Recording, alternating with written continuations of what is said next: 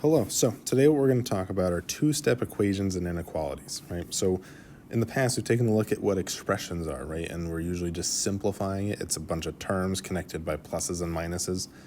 Now when we're moving into equations and inequalities, there's actually something that we need to solve for, right? We're going to be able to figure out what that x is or whatever our variable happens to be, right? So first up, let's talk about what an equation is, right? An equation is kind of like a math sentence, right? It's telling you something.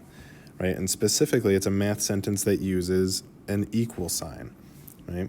So an equation uses an equal sign. Those expressions that we've been taking a look at didn't have an equal sign at all, right? An inequality is kind of similar, right? It's also a math sentence, but it uses one of these symbols instead, right? We got the less than, the greater than, less than or equal to, or greater than or equal to, right? So it uses one of those four symbols in it. Right? And it's telling you that these things are unequal, right? One is bigger than or equal to the other, right? So the way that we're going to solve these is we're going to use these things called inverse operations. That's just saying that they are opposites from each other, right? So if you think about the opposite of addition, right? Plus versus minus would be the opposite of that. If you think about multiplication, the opposite of that is division. Right, so whenever you want to undo one of these things, right, whenever you have addition that you want to cancel out, you have to subtract. You have to do the opposite thing to get rid of it, right? So we've got a couple of steps here, right? Our very first step is that we are going to add or subtract, right, depending on the inverse operations part. Add or subtract the constants to all be on one side of the equal sign. Right, so we need to move all of those constants, those numbers without variables, away from the variables. Right, after that, we need to either multiply or divide by the coefficient. Right? Most of the time, we're going to end up dividing, right? Because if you imagine if you had 3x, right? We've talked about it in the past that 3x is really 3 times x. So to undo that multiplication, we would have to divide to get rid of that 3, right? And then there's this last little step that only comes up sometimes, right? So for inequalities only, if you multiplied or divided both sides by a negative when you were doing this step, right, then you need to flip your inequality symbol to face the other direction, right? We'll talk about that when we get to it, right? It doesn't come up in every problem. Again, it's only for inequalities that you even have to worry about it, right? So it is easy to remember, but it's really not that hard to do, right? So let's take a look at an equation, right? We got 2x minus 14 equals 12. So what I'm thinking is I need to start by moving my constants over to one side. So what I kind of mentioned when I was writing that out is that I want to move them away from where the variables are, right? So my x's are over here. This 14 with the negative sign on it is hanging out with that one, right? So what I need to do is I need to move that 14 over to the right-hand side, right? So the way that I need to do that is I need to cancel it out from the left side, right? So because it's 2x minus 14, that's telling me that instead I'm going to add 14 to cancel it out, right? But because this has an equal sign in the middle, right, we still want things to be equal. So when I do something to one side, I need to do the exact same thing to the other side. So I'm going to add 14 over there as well, right? Something that you can do to kind of keep your sides separate and kind of keep track of what's on which side is drawing just a straight line down where the equal sign is, right? It splits it in half, right? You have your left side and your right side, right? So after I add 14 to both sides, what's happening is that this 14 cancels out over there, which is what we were hoping for. So all that's left over there on the left side is 2x. Still got an equal sign in the middle. And then over on the right-hand side, we're going to do 12 plus 14, which is going to land us at 26. Right? After that, now I need to get rid of my coefficient, right? And this is the step where we either need to multiply or divide. So like I was mentioning a little bit ago, right, 2x is really 2 times x. There's a little hidden multiplication going on there. So to undo that multiplication, I'm going to need to divide everything by that 2. Right?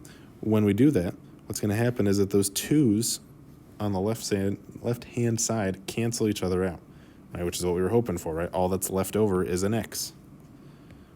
On the other side, 26 divided by 2 is going to give us 13, and then that's it. We're done.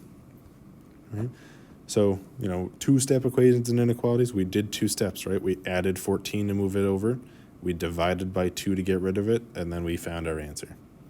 All right. Let's give another one a shot. Right? On this one, same kind of deal, right? I'm going to separate my 2 sides. And if you don't like doing it with the little line down the middle, you don't have to do it. It's okay. What I'm going to do, though, is I am going to need to move all of my constants, all those numbers by themselves, away from the variables, right? So again, my x's are over here. That means that 6 has got to go over to the other side, all right? Because it's plus 6 there, I now need to do minus 6 to get rid of it, right? Because you need to do the opposite thing. We want it to cancel out from that left-hand side so that it's not there anymore. So the 6's are going to cancel each other out. That's what we're hoping for. Trying to get negative 4x equals negative 22 minus 6 more lands us further negative, so it's going to end up at negative 28. After that, I still need to get rid of that minus 4 that's hanging on to the x. So a lot of people really, really want to just say, oh yeah, plus 4, because it's a minus 4, right? But again, this is negative 4 times x there, right? So we got to be real careful. We do need to still divide to get rid of that negative 4. Right? And again, doing the same thing to the other side to keep everything nice and even with the equal sign. So those 4's cancel each other out. We're left with just an x. And then on the other side, negative 28 divided by negative 4 is positive 7. And that's it. All right. So we'll keep on going. If you're feeling confident and you want to try this one out, you could, right? It is a little bit different than the other ones, though. So if you get a little stuck, that's all right. All right, so let's get going. Separate our 2 sides so we kind of keep track of what's going on. Again, my x's are over here. I need to move that 12 over to be on the right-hand side. So to get rid of plus 12, I'm going to minus 12. Again, doing the same thing on both sides. And so all that's left on the left is that x divided by 13. Over on the right-hand side, 19 minus 12 is going to leave us with 7. Right? And then this is where it gets a little bit different than the other ones we were doing. Right? On the last one, when we had negative 4 times x, we divided by negative 4 to undo the multiplication there. On this one, we have x divided by 13. So to undo that division, I'm going to need to multiply on both sides by 13. All right, so again, we're doing the opposite thing, whatever that happens to be. All right, so those 13s will cancel out. We'll get just x. And then 7 times 13 on the other side is 91. All right, so again, same steps, right? It just looked a little bit different because we had to divide. We had divisions. We had to multiply instead. All right, so we'll take a look at number 4 on the next page there. This one's a little bit weird. Right, I'm not going to lie. So sometimes we might have to do our steps a little bit out of order depending on how things are set up. Right, so our constant here that we're going to need to move over is 3. The thing that we're going to need to multiply or divide to get rid of is the 12. Right, so you might think oh yeah, we'll start with that thing that I have circled in red, that plus 3. We'll subtract 3 and keep on moving on. But unfortunately, right, again, sometimes it doesn't work out quite that cleanly. Because that x plus 3 is all in the top of the fraction together, right, it's all kind of being divided by 12 at the same time. So what I want to do is I want to first get rid of that fraction part, right? Nobody really likes fractions, so the first thing we're going to do most of the time is get rid of them. So what I'm going to do first is I'm going to multiply each side by 12. All right. And what's going to happen is over on the left-hand side, it's just going to cancel out with that 12 on the bottom, right? When you multiply by what's on the bottom of a fraction, they just cancel each other out, right? So nothing is happening to the x plus 3, except now it's free from being in a fraction. Over on the right-hand side, 4 times 12 is 48. After that, it's easy peasy, right? We just got to move that 3 away from the x. So subtract 3 from both sides, right, because it's the opposite of adding 3. Those will cancel, and we'll end up with 45. All right, so again, be on the lookout for problems like this where you have to do the steps kind of in reverse order, right? We had to multiply first and then add or subtract, right? So then we move on to inequalities. So what I'd like you to do is try this one out, start to finish, but instead of using an equal sign, just keep on dragging that with you, right? It's that greater than sign.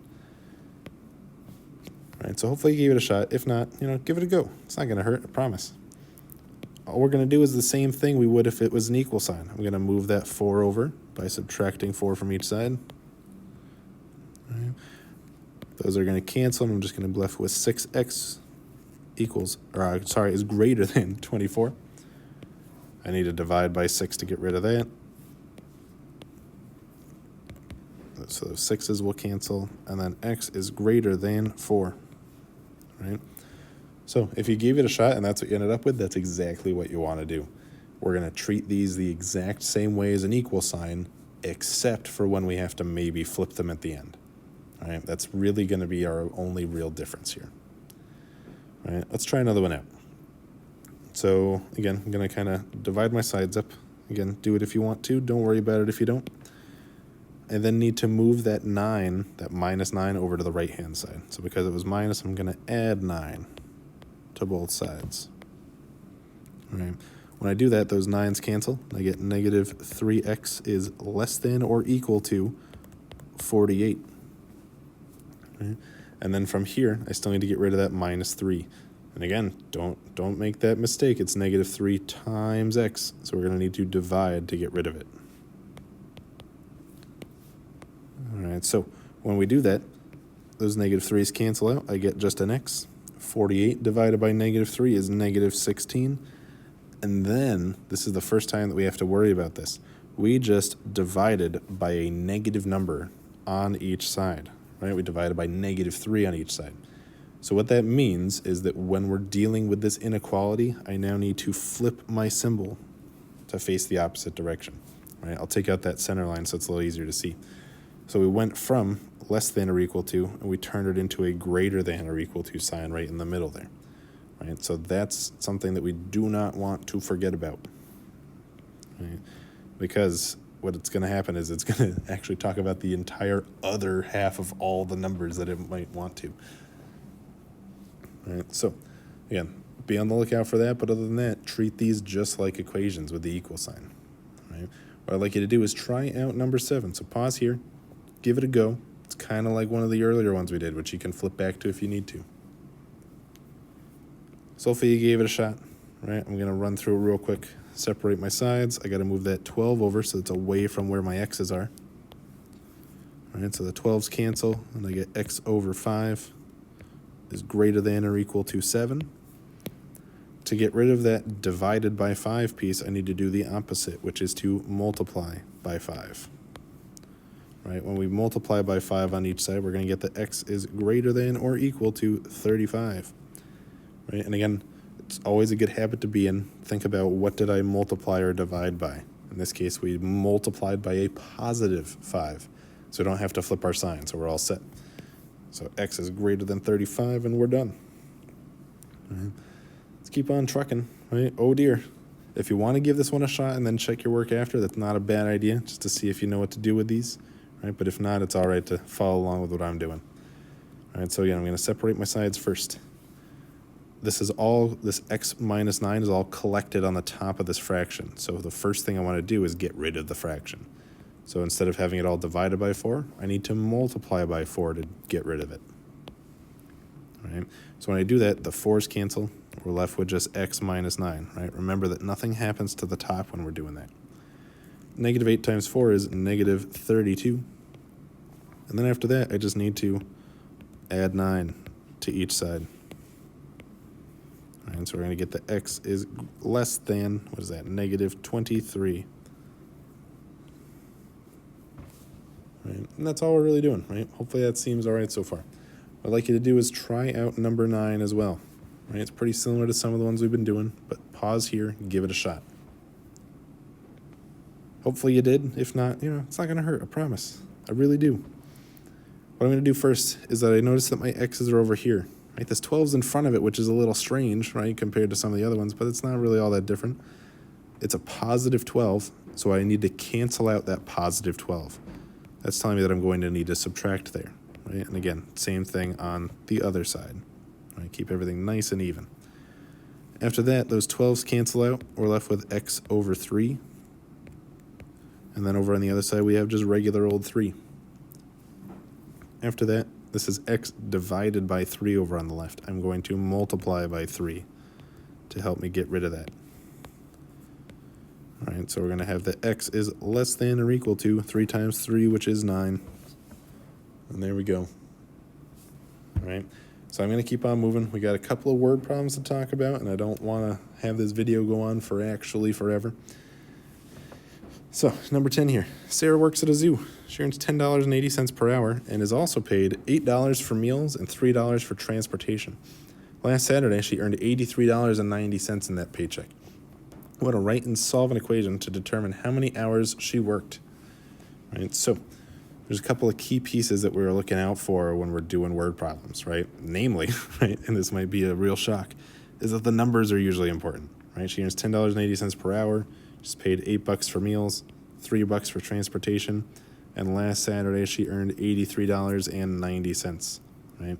When I'm looking at that 1080, what I'm actually noticing is that it's got even a little bit more important information, right? It's got 1080 per hour on it, right? So when you're doing a problem like this, right, and it says something along the lines of per or each or like every single one, right, that's something to pay attention to. What we're going to do here, right, is we need to also take a look at what we're trying to find. Right, so that last sentence of this problem says write and solve an equation to determine how many hours she worked. Right, so it's talking about how many hours. That's what I'm trying to find. When I don't know what a number is, what I'm going to do is use a variable. So I'm going to use h, and that's going to be the number of hours. And so, you don't have to choose it. You could just always use x. We could use x for the number of hours. Sometimes if it's, a number that works out pretty, or a letter that works out pretty okay with the problem, use that to represent it, right? It's a little easier to remember. So when I'm got h as the number of hours she worked, I then need to think about how am I going to set up this equation to solve it out. Right? So first off, it's an equation, and I'm going to have an equal sign, so we can put that down. And then I'm going to read through the problem again. $10.80 per hour, $8 for meals, $3 for transportation, and in total, she earned $83.90. Right? So when she earned $83.90, that was the total paycheck. Right, so all those other amounts of money are going to equal out to be $83.90. Right, so that can kind of go on its own side. On the other side is going to be everything else. Right, she's getting paid $10.80 per hour. Right, so like I was mentioning, when it says like per something, that's going to be pretty important. That's telling me that every hour that goes by, I need to add on another $10.80. So the way that we represent that in an equation is we do $10.80 with that variable right next to it, right? Because if that hour was 1, I'd only have a single $10.80 added on. If we worked 2 hours, then that's $10.80 twice, right? Times 2. If we worked 4 hours, that's $10.80 4 times, so times 4, right? The 8 and the 3, we're just going to add on. Right? She doesn't get more or less based on how many hours it is. It's just a flat $8 for meals, $3 for transportation. So we just add those on to our total. Right? Then we got to go ahead and actually solve this out. So when I'm taking a look at this, right, I've got some like terms that we can combine, right? Something we took a look at last unit with expressions. Right? So what I'm going to do first is I'm going to add those together. So we got $10.80 H. 8 plus 3 is going to give us 11 there. And then still that $83.90. All right. After that, it just becomes like any other problem, right? The numbers aren't going to work out super nicely. We are going to use a calculator, but it's the same idea. This 11 needs to go, so we're going to move that over to the other side by subtracting it from both sides. All right. So those 11s cancel out. I'm going to get $10.80 H equals, it's going to be $72.90 on there. Right. After that, I need to get rid of that 1080, right? And this is where the calculator is going to come in for us. So to get rid of that 1080, I need to divide by 1080 on each side. All right. When we do that, let's see what we're going to get, right? Those 1080s cancel out. We get H, and And then 7290 divided by 1080 is 6.75. Right. So when we get 6.75, we still should put a unit on there, right? We got to think back to what our variable represented. That H was the number of hours she worked. So I'm going to say 6.75 hours, right? And that's it, right? So I'm not going to lie, right? These problems are a little bit tricky to set up, especially when you're first getting used to them, right? If you need some help on them, let me know, right? We can talk through it a little bit. Right, we'll do one more, and then I'll let you go, and I'll do that last number 12 out for when I upload the notes to the internet. All right, so example 11. A crate weighs 7 kilograms when it's empty. An orange weighs 0.3 kilograms. For shipping, the crate of oranges must weigh at least 70 kilograms. I want to write and solve an inequality to determine how many oranges we need to meet the weight requirement. So, same deal as the last time. The numbers are going to be pretty important to us. I'm also going to highlight even a little bit more than that, right? Crate weighs 7 kilos when it's empty. An orange weighs 0.3 kilograms. Right?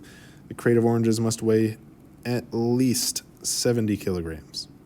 Right? And then I'm thinking about, what do I need to do? I want to write and solve an inequality, right? So I am going to kind of take note of that.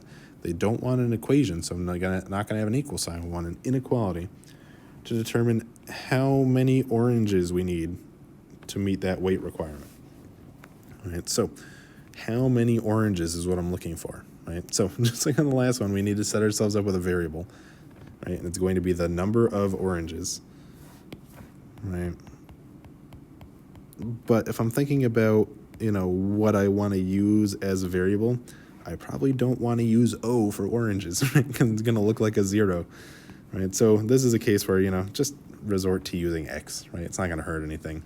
I would not use O because, again, it's real easy to mistake for a 0. So X is the number of oranges. To write an inequality, what I like to do, and, if you have another method that kind of makes sense in your head, go for it. I like to write out the two sides that I'm going to need, and that'll help me figure out which direction my symbol should go, right? So on one side, we've got the crate weight, which is fun to say. We've got the crate weight, and then we've got the minimum weight. Right? Because I want the crate weight to be, meet that weight requirement. So the crate of oranges must weigh at least 70 kilograms. Right? So at least means that the crate weight could be more than 70, and it could also be exactly equal to 70 if they were real careful with it. Right? So you could be more than or equal to that minimum weight. Right? So then we just got to throw things around in this inequality and solve it out.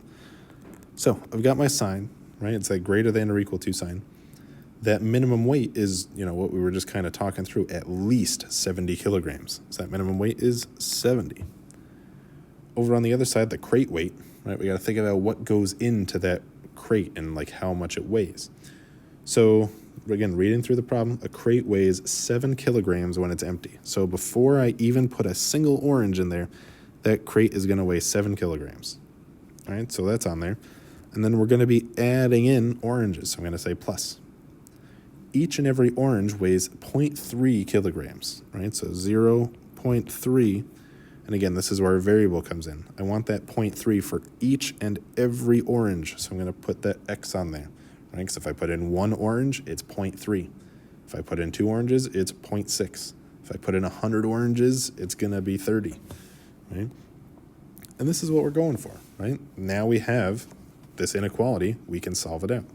My X's are over on the left-hand side, so what I'm going to need to do is I need to move that 7 over to be on the right. So I'm going to subtract 7 from both sides. All right? So this 0.3x is still hanging around. That 7 canceled out. And over on the other side, 70 minus 7 is 63. Right? After that, I need to now get rid of that 0.3. Right? And it seems a little weird, right? It's 0.3 times x, though. So we're going to divide by 0.3. Right? So I don't know how much you remember dividing by decimals, right? But our answer is actually going to end up bigger than what we started with, right? When we do 63 divided by 0.3, we're going to get a larger number than 63, right? And in this case, that appears to be 210, right? So that's what we're looking for, right? We need at least 210 oranges, right? That was what our variable was representing, right? So if as long as we put more than or equal to 210 oranges, we're going to meet that minimum weight requirement. Right? So, like I said, I'm not going to talk through 12 right here on this video, right? I am going to do it out before I upload these notes to our Google Classroom folder, but please be sure to ask about things if you need any help, right? Try out number 12. It's not going to hurt, and then check it against what I'm uploading. All right, but that's it for now. See you next time.